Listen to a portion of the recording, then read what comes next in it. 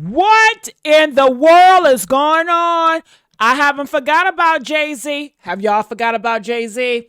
Honey, they have not forgot about Jay-Z. And did you guys hear? Nicki Minaj just came out with a diss about Jay-Z.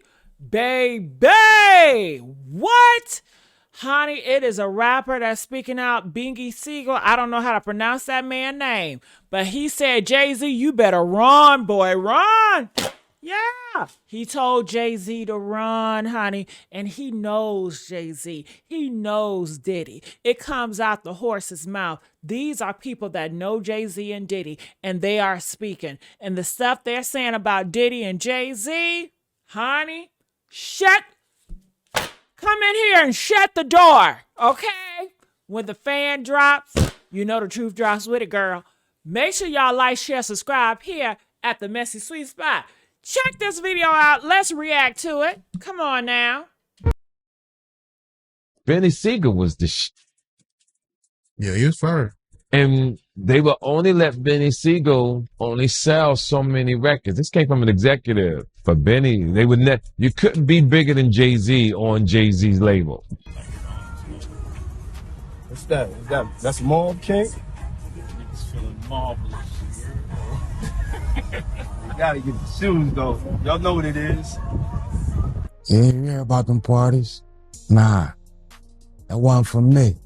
No, sir. Word on the street is Diddy might be staring down a life sentence, and now the whispers are getting louder. Insiders claim he's trying to strike a secret deal with the feds. But this ain't no regular plea bargain. They're saying Diddy is ready to snitch, and not just on random names. Nah, he's allegedly dragging some major industry giants down with him. One name that's got everybody shook? Jay-Z. Yep, the same Jay-Z who's been Diddy's right-hand man for decades. Sources say Diddy's throwing his name in the fire, and Beanie Sigel just poured gas on the situation. Beanie's out here warning, Jay better run while he still can. Like what? Beanie is straight up convinced that Diddy's holding on to some grimy secrets from way back in the 90s. Stuff so nasty, it could flip everything we thought we knew about Hov. So what does Beanie really know? And what dirt does Diddy have tucked away from those wild 90s days? Whatever it is, folks are saying it's ugly, real ugly. Behind all the champagne and award shows, the friendship between Diddy and Jay might have been darker than any of us imagined. And let's keep it real. When the feds start knocking and the walls start closing in, even the most powerful will break. Diddy's been flexing for years, but now he's cornered. And if the rumors are true, he's ready to sing like a canary. Let's unpack this madness, because if Diddy flips, the whole industry might come crashing down. So here's the real tea. Diddy ain't planning to crash solo. Word is he's about to start dropping names, and not just any names. We're talking Jay-Z, but don't get it twisted. This drama didn't just pop up out of nowhere. Let's rewind to last year, when Diddy's son, Christian, came for blood with that diss track, Pick a Side. That song wasn't just for clout. It was a warning shot to his dad's Hollywood homies, basically saying if they didn't ride for Diddy, they were going to get exposed. And guess who stayed silent through the whole mess? Jay-Z. The accuser, identified only as Jane Doe, alleges that rapper Jay-Z, along with Diddy, indecently assaulted her at a New York house party in the year 2000 following the MTV Video Music Awards. Holmes attended the award show with his then girlfriend, Jennifer Lopez.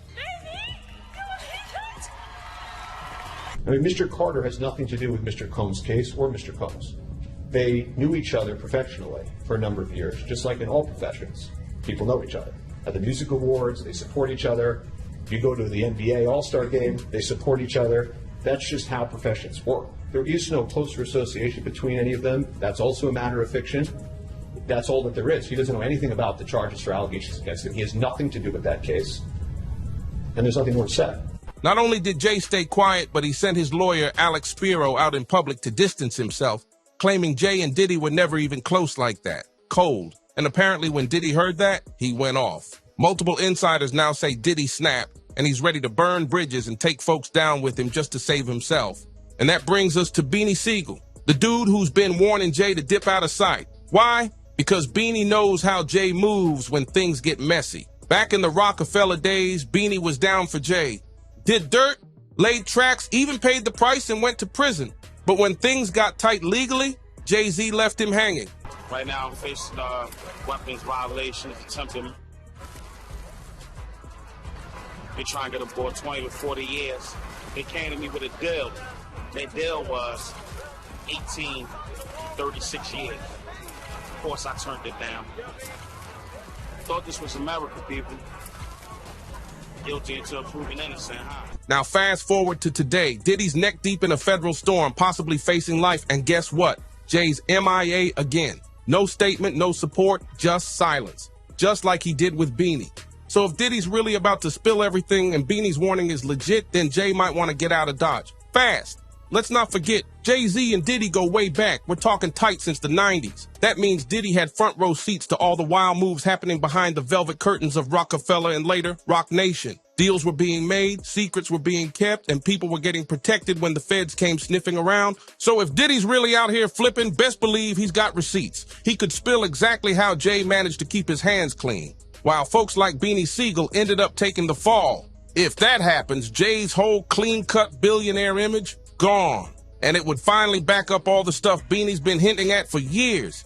You got me. So at that time, when, you know, I'm going to court, and we about to be on tour. We on tour. So, a whole nother tour. Yeah, we on a whole nother tour. So, you know, I'm going for my bail hearing in the feds. And the judge asked Jay, you know, everybody's saying all these good things and all that. You know what I mean? The character witnesses, Dame, and, you know, everybody's saying, even Jay said a whole lot of good things about me, and the judge was going to let me go, monitor. And she said, you know, would you be willing, and that's the part that people don't, would you be willing to be responsible for his whereabouts, not be responsible for my actions, just his whereabouts? Would you be willing to do that? Provide us with all the information, you know, saying that he's going to be here, there, there, there. And after all that good, he said no. But it was like the way he said it, and he put his head down, he was like, no, I've never been crushed like that ever in my life. Cause I'm like, damn, this is my man, like and I looked at it like, all right, no. What if I had to get the f out of there?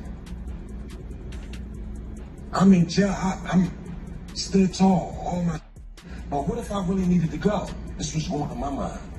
Like, get out of jail, you say? Like, yeah, like, bro, I had attempted in the state and the federal government and all this shit. Dude, 40 years is over. This is I'm facing 40 years. What if in my mind I'm thinking like, damn, what if I really need the room? Be on a run and go. Like, I'm from like, this is my man and I love him. If he's getting that, no, I'm getting my man, I'm getting him out by any means necessary. So for me to look him in his eyes and I'm sitting, I'm shackled around the wrist, ankles and everything, and the thing was like, oh. Like that was that I don't know, like that fucked me up. It took everything in me not to like let them go. Like that was like, that took away a lot of that I thought that we had. Like that's big bro. Let's break it down. Beanie wasn't just another artist on the rock roster. In the early 2000s, he was one of Jay's hardest hitters, both in the booth and in the streets. He had the streets locked with his own clothing line, State Property, and was starring in films pushing the brand. Beanie wasn't just part of the movement, he was the movement. But around 2004, things started falling apart quick. Rockefeller was crumbling from the inside, and Jay-Z and Dame Dash were locked in a power struggle behind the scenes. While they were fighting over control, Beanie was left in the middle, loyal, but left exposed. So if Diddy's about to pull back the curtain on all of this, it ain't just about Diddy versus the system. It's about exposing who really got sacrificed to build those billion-dollar brands. Beanie Sigel ended up caught dead in the middle of the Rockefeller fallout, and while he stayed loyal to both Jay-Z and Dame Dash, things took a dark turn once Jay sealed that solo deal with Def Jam. That's when Beanie started getting iced out. One minute he was part of the inner circle, and the next, he was treated like a liability. Yeah, 5 in the morning, quarter flat. We caught a flat in Dame's van on the turnpike. We gotta wait for the spare to come. I gotta get suited up, booted up. And you know, he is our brother, so we'll be there to support him. Because it's the right to be our family. This is where the betrayal really hits different. While Beanie was dealing with real-life federal charges, heavy ones, Jay-Z was climbing higher in the business world. But instead of showing love or helping a day one soldier, Jay ghosted. No support, no lawyer, not even a word. Beanie got left hanging while Jay played clean in the boardroom. And this ain't just speculation. Beanie's been loud in interviews saying he felt used, abandoned, and betrayed by someone he rode for a dude who helped put Rockefeller on the map, starred in the movies, pushed the merch, and went to war for the brand. That silence cut deep. Meanwhile, Dame Dash, he was outside, showing up at Beanie's court dates, making noise, making sure Beanie wasn't standing alone. Dame stood solid, even when everything around them was falling apart.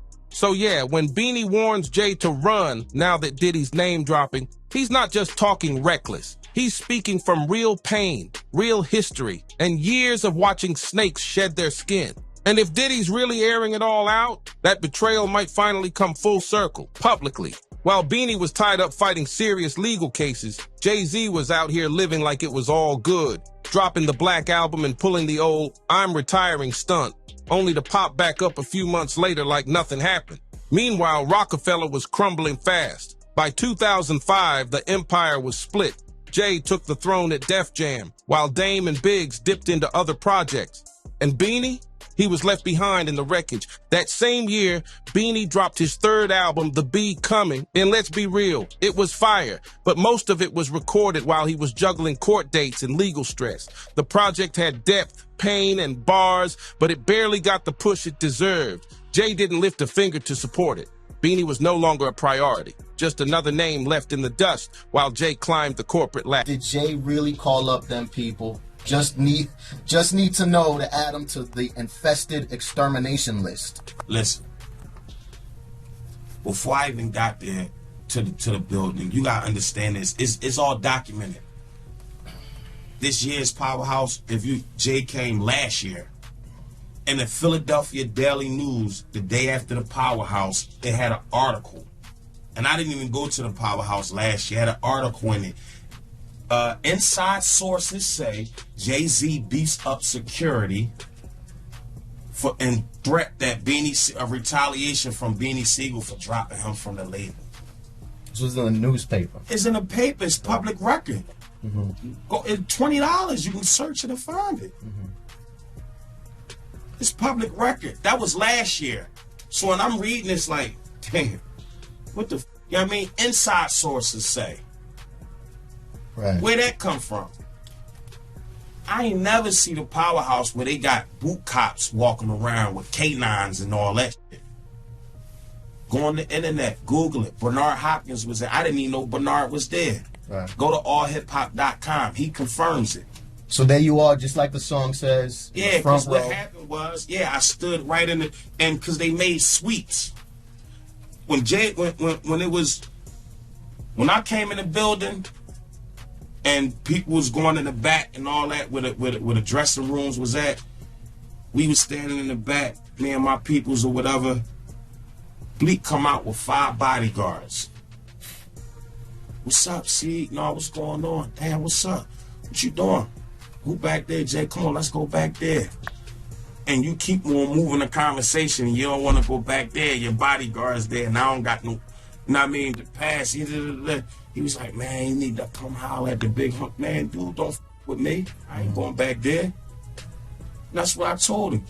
Big homie, don't f with me. In later interviews, Beanie didn't hold back. He said flat out that Jay was blocking his bag, not letting him take outside deals, keeping him stuck under Rockefeller without giving him real backing. It was like Jay wanted him shelved, not shining. And then 2009 hit, and Beanie exploded with that diss track, What You Talking About, aimed directly at Jay-Z. That track was no sub, it was straight smoke. Beanie accused Jay of being fake, selfish, and calculated. Said Jay used his name, his street rep, his loyalty, then ditched him the second he wasn't useful anymore. That wasn't just music. That was years of betrayal turned into bars, and the industry heard it loud and clear.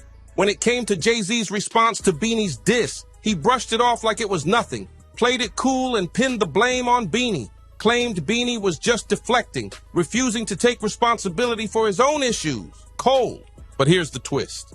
Beanie Sigel is complaining a lot these days. You know, he has a lot to complain about. I know. Not me. Well, actually, this morning I just got a brand new interview. It's half an hour long, and he's talking basically about you, about the company, about basically how you didn't push him as much as, let's say, 50 Cent pushed some of his boys. How do you feel about that? Well, Beanie Sigel at the time, and you can look it up if you like, but just to be honest, was driving 2 Bentleys. I don't know how. It's impossible to drive 2 cars at one time. With his mama in the sticks and selling 800,000 records, I don't know what more can you do for somebody, you know, at that point. What people choose to do when they attain that type of success, you know, at some point you have to look in the mirror and look at yourself. You know, Beanie Sigel had a record deal, a record label, and a clothing line. I mean, it never went platinum, ever. I don't know, in the history of rap, has anyone done so much with so little? So I don't even know what more can you do for a person at that point. A record label, a record deal, that's normal. A record label and a clothing line. So that's not pushing a person. I mean, push. Now, years later, Beanie's owning up to his mistakes. He admitted he made bad choices, but his biggest regret? Trusting Jay-Z over Dame Dash. Recently, Dame sat down with the Art of Dialogue and didn't hold back. He called Jay out directly, saying Jay played Beanie, tricked him, used him, and tossed him to the side. According to Dame, Beanie was supposed to be the future of Rockefeller, a real street general who could have carried the label into the next era. But that vision crumbled because Beanie stayed loyal to the wrong one. Dame claims Jay wasn't just distant. He was actively working behind the scenes to block Beanie's comeback. Beans was getting ready. We thought he was going to go to jail for a couple of years. He was on trial. So I was trying to make 4 albums for him, or 5. I was more bothered when Beans chose to go with Jay. That one hurt. Because I'd done a lot and prepared. I chose State Property over Rockware. And I wanted to just roll out with State Property. But it almost like he tricked Beans to shelf him, and he f***ed his life up to me doing that. But I had him, you know what I mean? Like, that was my new Jay. Moves were being made, quiet, shady ones, to stop Beanie from leveling up. And when Beanie finally spoke up, he didn't deny it. In fact, he agreed with Dame. He admitted he took Dame for granted, thinking Jay had his back. But looking back now, it's clear Jay was playing chess. Beanie even said it felt like Jay was making strategic moves to hold him back. Like how Jay would conveniently drop his albums around the exact same time as Beanie's, messing with his sales and momentum. And Beanie claimed Jay capped how many units he could even push. It wasn't just industry politics, it was personal. And the more Beanie looks back, the more it all starts to make twisted sense. Even though Beanie took accountability for some of his own mistakes, like getting caught up in legal drama, he made one thing crystal clear. What Jay did wasn't just random. Those so-called coincidences, yeah, they were calculated. Now that the streets are buzzing with talk about Diddy getting ready to snitch, fans are starting to connect the dots. He actually came and got me when I got out of prison. And we was on a tour bus and they was interviewing me. And they asked me then and there on a bus. Now I'm just getting out of prison. Like, he at the jail picked me up. And they posed that question that I was, you know, or made the statement that I was going to be with Dame Dash Music Group. And I said then that I didn't want to make that choice between Jay or Dame. I just wanted to stay neutral. I believe if we had those conversations, I believe I would have rocked with Dame. I'd have rocked with Dame. Yeah, if Dame set me down and he had a plan, regardless what the plan was, and mapped it out like this was going to do, the smartest decision at that time for me would have rolled with Dame, because Dame was more accessible than Jay was. Dame was in the office every day. You could talk to Dame. You know what I mean?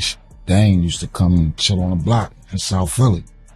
You know what I mean? Dame pull up and Biggs at Mom Duke spot. So yeah, I think if we would have sat and he would have showed me and explained to me, you know, our business plan and what we was going to do, that would have been an easy decision. But you know what I mean? Like, it's ultimately in your own decisions. You know, I had a lot of issues. Like I said, legal issues at the time. And, you know, my mind wasn't where I'm at now today. Like, I used to have questions like why every time my album dropped, Jay would drop right on top. He wouldn't let me breathe, or right before me. Like, I was always close. But I never understood that every single album that I dropped, Jay dropped right on top. And it was like, damn, like, to have in-house competition at that magnitude was crazy. Jay already the boss, but I always thought that, like, let me breathe. For real this time. And one thing's becoming hard to ignore. Jay-Z has a long history of cutting folks off when things get messy. From Beanie to Dame to other folks who helped build his empire, Jay's got a pattern. And maybe, just maybe, karma's finally spinning the block. If Diddy really starts naming names, who knows what skeletons might tumble out that closet? Could Jay's carefully polished image be the next one to crack? So now we gotta ask, is Jay finally catching the heat for all those past betrayals? And how deep do you think this Diddy situation really goes? Let's talk